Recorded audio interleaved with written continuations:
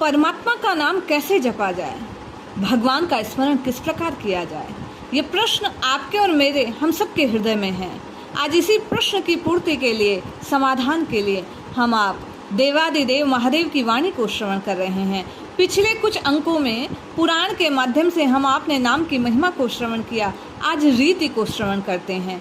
माँ पार्वती जी के पूछने पर जो देवादिदेव महादेव ने कहा, उसे सुनकर उसी रीति का अनुसरण करते हैं। यदि महादेव की वाणी को श्रवण कर आपके हृदय में आनंद की उत्पत्ति हो तो एक बार कमेंट के माध्यम से हर हर महादेव और जय जय श्री सीताराम जो जमे अवश्य लिखें। अपनी प्रतिक्रिया अवश्य दें। कोई सुझाव, कोई त्रुटि जो आपको इस वीडियो में नजर आ रही है उसे जरूर इंगित करें। एक समय की बात है, माँ पार्वती ने भगवान से पूछा, हे प्रभु, अविनाशी भगवान वासुदेव का स्मरण कैसे करना चाहिए? देवादिदेव महादेव बोले, हे देवेश्वरी, मैं वास्तविक रूप से भगवान के स्वरूप का साक्षात्कार करके निरंतर उनका स्मरण करता रहता हूँ। जैसे प्यासा मनुष्य बड़ी व्याकुलता के साथ पानी को याद करता है, उसी प्रकार मैं भी आकुल होकर श्री विष्णु का स्मरण करता हूँ। जिस प्रकार सर्दी का सताया हुआ संसार अग्नि का स्मरण करता है, वैसे ही देवता, पितर, ऋषि और मनुष्य निरंतर भगवान विष्णु का चिंतन करते रहते हैं। जैसे प्रतिव्रता नारी सदा पति की याद किया करती है, भय से आतुर मनुष्य किसी निर्भय आश्रय को खोजता है, धन का लोभी जैसे धन का चिंतन करता है, पुत्र की इच्छा रखने वाला मनुष्य जैसे पुत्र के लिए लालायित रहता है, उसी प्रकार मैं भी पार्वती श्री विष्णु का स्मरण करता हूँ।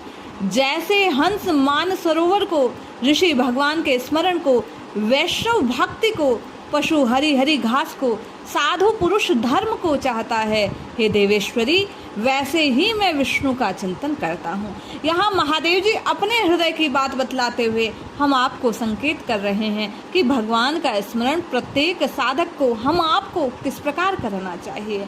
यह उल्लेख हम आप गीता प्रेस गोरखपुर द्वारा प्रकाशित संक्षिप्त पद्म पुराण के उत्तरखंड से श्रवण कर रहे हैं। महादेव जी कहते हैं, हे देवी, जैसे समस्त प्राणियों को आत्मा का आश्रयभूत शरीर प्रिय है, जिस प्रकार जीव अधिक आयु की अभिलाषा रखते हैं, जैसे भ्रमर पुष्प को, चक्रवाक सूर्य को, परमात्मा के प्रेमी जन भक्ति को चाहते हैं, उसी प्रकार मैं सदैव श्रीहरि का स्मरण करता हूँ। स्मरण की रीति को और अधिक स्पष्ट करते हुए महादेव जी कहते हैं, जैसे अंधकार से घबराया लोग दीपक चाहते हैं, उसी प्रकार साधु पुरुष इस जगत में केवल भगवान विष्णु का स्मरण रखने की इच्छा रखते हैं।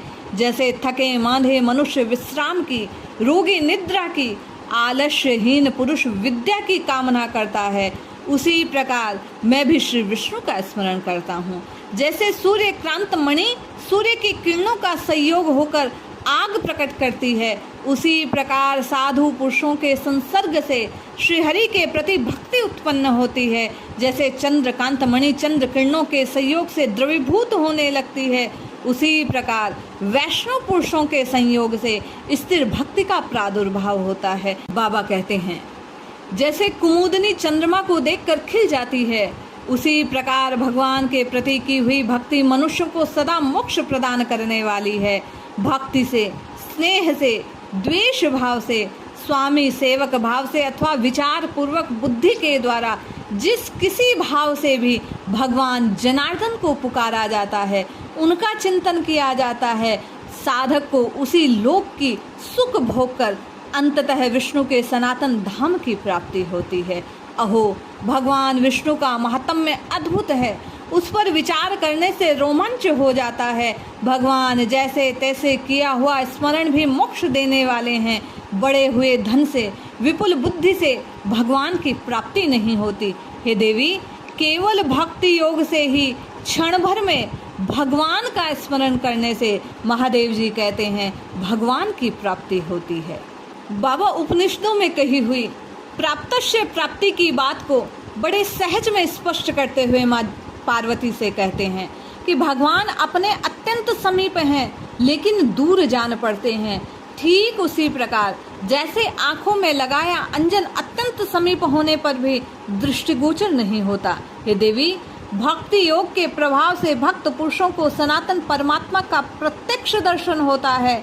भगवान की माया से मोहित ये पुरुष ये तत्व है ये कहते हुए संशय में पड़े रहते हैं। जब भक्ति तत्व प्राप्त होता है तभी विष्णु रूप तत्व की उपलब्धि होती है। हे सुंदरी, मेरी बात सुनो। इंद्र आदि देवताओं के सुख के लिए अमृत प्राप्त किया था, तथापि वे विष्णु भक्त के बिना दुखी ही रह गए। भक्ति ही एक ऐसा अमृत है जिसको पाकर फिर कभी दुख नहीं होता। भगवान कहते हैं, भक्त पुरुष वैकुंठ धाम को प्राप्त होकर भगवान विष्णु के समीप सदा आनंद का अनुभव करते हैं। जैसे हंस हमेशा पानी को अलग कर दूध पीता है, उसी प्रकार अन्य कर्मों का आश्रय छोड़कर केवल श्री विष्णु की भक्ति की शरण लेनी चाहिए। शरीर को पाकर बिना भक्त के जो कुछ किया जाए वह सब व्यर्थ का परिश्रम है। यहाँ महादेव जी कहते हैं कि शरणागत के भाव से साधक को प्रभु का नाम जपना चाहिए। हम आपको चाहिए कि एक नाम से प्रीति रखते हुए श्री हरि के चरणों में अपने आप को समर्पित कर दें। महादेव जी कहते हैं, शरीर को पाकर बिना भक्त के कुछ नहीं किया जा सकता, सब व्यर्थ है। जैसे कोई मूर्ख अपनी बाहों में समुद्र को पार करना चाहे, उसी प्रकार मूढ़ मानव विष्णु भक्ति के बिना संसार सागर को पार करने की अभिलाषा करता है। संसार में बहुतेरे लोग ऐसे हैं जो दूसरों को उपदेश दिया करते हैं, किंतु जो स्वयं आचरण करता हो ऐसा मनुष्य करोड़ों करोड़ों में कोई एक होता है। जड़ में सींचे हुए वृक्ष की हरी हरी पत्तियां और शाखाएं दिखलाई देती है, इसी प्रकार भजन से आगे आगे फल प्रस्तुत होता है। जैसे जल में जल, दूध में दूध, घी में घी डाल देने पर कोई अंतर नहीं रहता, उसी प्रकार विष्णु भक्ति से प्रसाद से भेद दृष्टि नहीं रहती।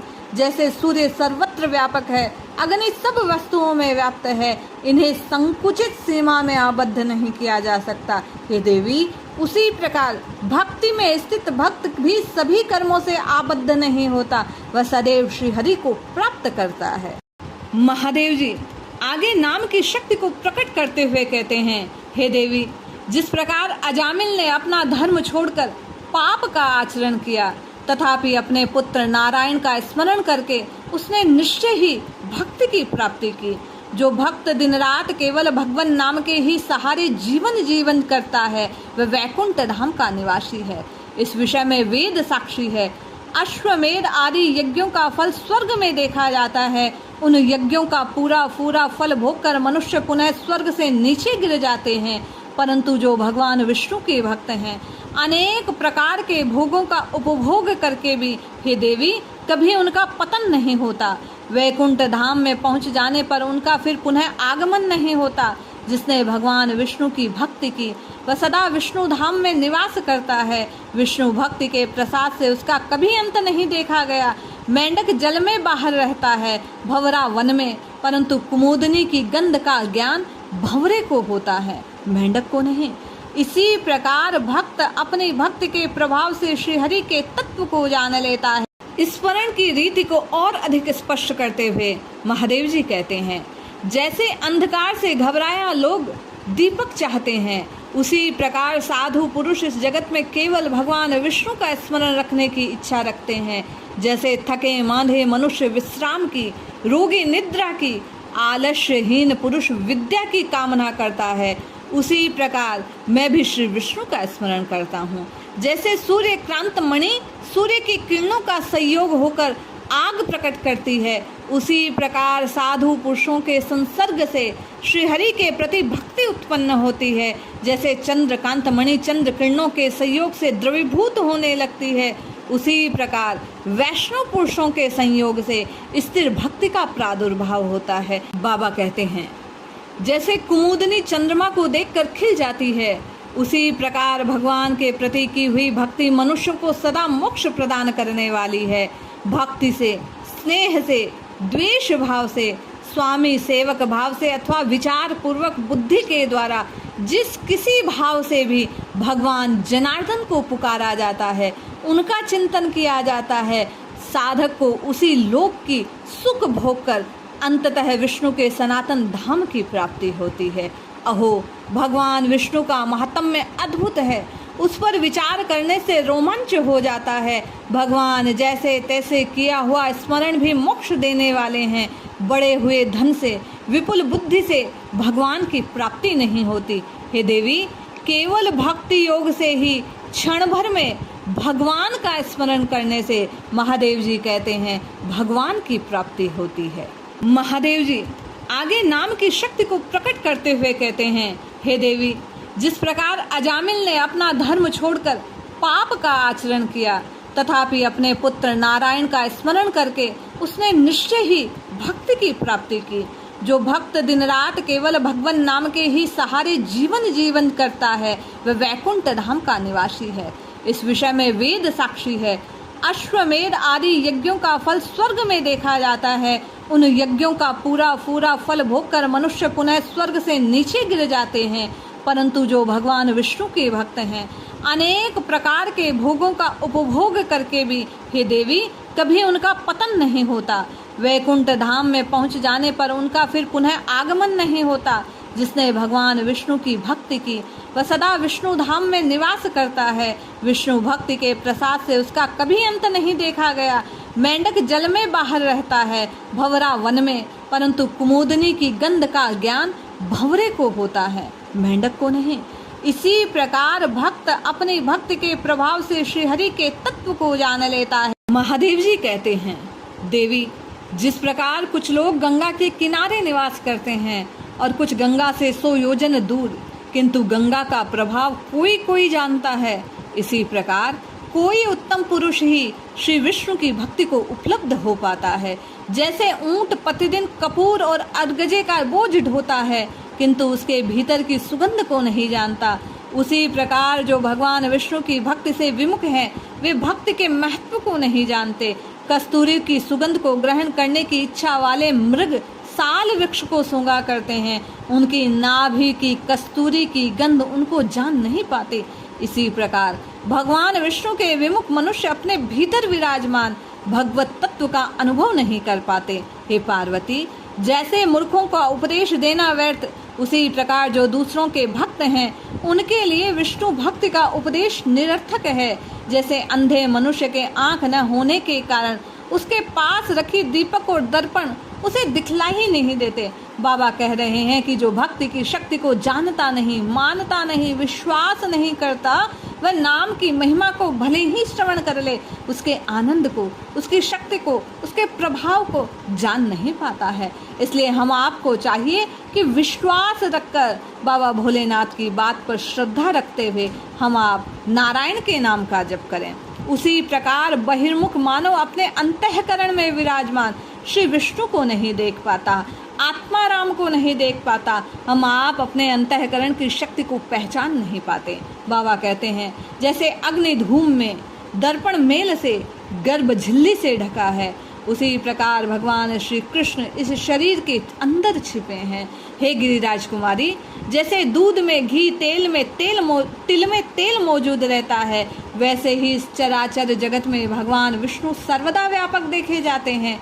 जैसे एक ही धागे में बहुत से सूत के मनके पिरो दिए जाते हैं, उसी प्रकार ब्रह्मा आदि संपूर्ण विश्व के प्राणी, बाबा कहते हैं, जैसे एक ही धागे में बहुत से सूत के मनके को पिरो दिए जाए, इसी प्रकार ब्रह्मा आदि संपूर्ण विश्व के प्राणी चिन्मय श्री विष्णु में पिरोए हुए हैं। जिस प्रकार काठ में स्थित अग्नि का मंथन से ही प्रत्यक्ष दर्शन होता है, वैसे ही सर्वत्र व्यापक विष्णु का ध्यान से साक्षात्कार होता है। जैसे पृथ्वी जल के संयोग से नाना प्रकार के वृक्षों का जन्म देती है, उसी प्रकार आत्मा प्रकृति के गुणों से संयोग से नाना योनियों में जन्म ग्रहण करती है। हाथी या मच्छर, देवता या मनुष्य आत्मा में न अधिक है न कम, वह प्रत्येक शरीर में स्थिर भाव से स्थित रहता है। वह आत्मा ही सच्चिदानंद कल्याणमय महेश्वर के रूप में उपलब्ध है। उस परमात्मा को ही, हे देवी, विष्णु कहा गया। वह सर्वगत श्रीहरि मैं ही हूँ। मैं वेदांत विद्य विभु हूँ, सर्वेश्वर हूँ, कालातीत हूँ, अनामय हूँ, परमात्मा हूँ। मानो भगवान महादेव यहाँ अपनी व्यापकता को प्रकट करते हुए हरि और हर की अभेदता को बतला रहे हैं। वे कहते हैं, जो इस प्रकार जानकर, हे देवी, निसंदेह हरि की भक्ति करता है वह मुझे प्राप्त कर लेता है, वह कल्याण को प्राप्त कर लेता है। शिव अर्थात कौन? मंगलमय जो स्वरूप है वह स्वयं के मंगल को प्राप्त हो जाता है। बाबा कहते हैं एक ही परमात्मा नाना रूपों में प्रतीत होता है और नाना रूपों में प्रतीत होने पर भी वास्तव में वह एक ही है, ऐसा जानना चाहिए। अक्सर साधक ये प्रश्न करते हैं कि कौन सा नाम अधिक फलदायी होता है, कौन सा नाम जपना चाहिए, किस नाम को जपने से हमारा कल्याण तत्काल होगा। तो यहाँ ये संदेह, ये संशय महादेव जी ने दूर करते हुए कहा कि समस्त परमात्मा नाना रूपों में विभक्त होने पर भी एक ही है, वास्तव में ऐसा जानना चाहिए। नाम भेद रूप भेद से उसको अनेक बतलाया गया। जैसे आकाश प्रत्येक घट में पृथक पृथक स्थित जान पड़ता है, किंतु घड़ा फूट जाने पर अखंड रूप में उपलब्ध होता है, उसी प्रकार प्रत्येक शरीर में पृथक पृथक आत्मा के रूप में, परंतु शरीर के नष्ट होने पर, भग्न होने पर एकमात्र सुस्थित वह परम तत्व प्रकट हो जाता है। सूर्य जब बादलों से ढक जाए, महादेव जी कहते हैं, तब मूर्ख मनुष्य उसे तेजोहीन मानने लगते हैं। उसी प्रकार जिनकी बुद्धि अज्ञान से आवृत है वे मूर्ख परमेश्वर को जान नहीं पाते, और प्रभु को जानने का इस कलिकाल में एक ही साधन है, वह है नाम की रटना। महादेव जी कहते हैं परमात्मा विकल्प से रहित और निराकार है। उपनिषदों में उनके स्वरूप का वर्णन किया गया। वह अपनी इच्छा से निराकार से साकार में प्रकट होते हैं। उस परमात्मा में ही आकाश प्रकट है जो शब्द रहित है। उस आकाश से वायु की उत्पत्ति, तब आकाश में शब्द होने लगा। वायु से तेज, तेज से जल का प्रादुर्भाव और जल से विश्व रूपधारी विराट हिरण्यगर्भ की उत्पत्ति, और उनकी नाभि से उत्पन्न कमल में कोटि कोटि ब्रह्मांडों की सृष्टि हुई। यहाँ सृष्टि संरचना के माध्यम से बाबा ये प्रकट करते हैं भाव कि समूचा विश्व, समूची प्रकृति, समूचा ये ब्रह्मांड उसी परम सत्ता का विस्तारित स्वरूप है। सब एक ही है, इसलिए एक नाम को अपना मानकर, इष्ट नाम को ही सर्वोपरि जानकर हम आपको उसकी रटना लगानी चाहिए।